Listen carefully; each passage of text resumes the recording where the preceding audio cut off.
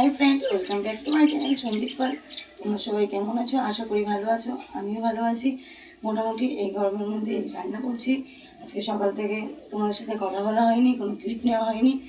এই এখন থেকে ভিডিওটা স্টার্ট করছি।